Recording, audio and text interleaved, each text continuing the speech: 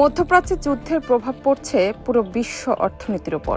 আন্তর্জাতিক বাজারে জ্বালানি তেলের দাম পৌঁছে গেছে গত 2 বছরের সর্বোচ্চ পর্যায়ে। এমন পরিস্থিতিতে কাতারের জ্বালানি মন্ত্রীর সতর্কবার্তা, আর কয়েকদিনের মধ্যেই বন্ধ হয়ে যেতে পারে উপসাগরীয় অঞ্চলের তেল ও গ্যাস উৎপাদন। প্রশ্ন উঠছে, বিশ্ব কি নতুন এক জ্বালানি সংকটের দিকে এগিয়ে যাচ্ছে?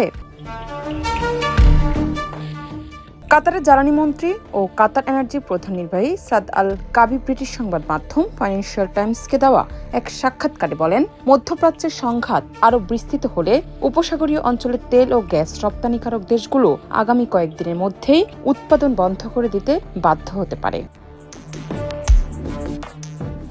ইতোমধ্যে প্রভাব পড়েছে আন্তর্জাতিক বাজারে। 6 মার্চ ব্রেন্ট ক্রুড অয়েলের দাম 9% বেশি বেড়ে প্রতি ব্যারেল $93 ছাড়িয়েছে, যা 2023 সালের শরতের পর সর্বোচ্চ।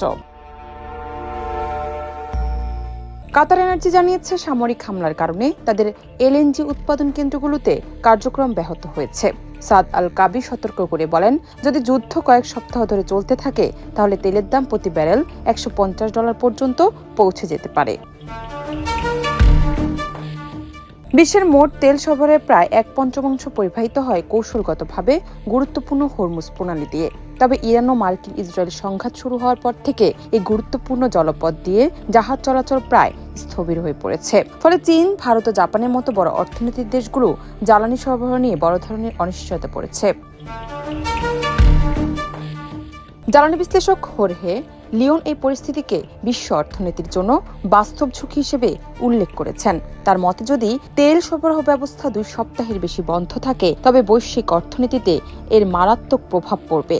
বিশ্লেষকদের মতে, পরিস্থিতি সামাল দিতে বিভিন্ন দেশ জরুরি তেল মজুদ বাজারে ছাড়ার পরিকল্পনা। মধ্যপ্রাচ্যের এই সংঘাত কতদূর গড়াবে তা এখনো অনিশ্চিত। তবে একটি বিষয় স্পষ্ট, যুদ্ধের আগুন শুধু সীমান্তেই নয়, তার তাপ ছড়িয়ে পড়েছে পুরো বিশ্বের অর্থনীতিতে।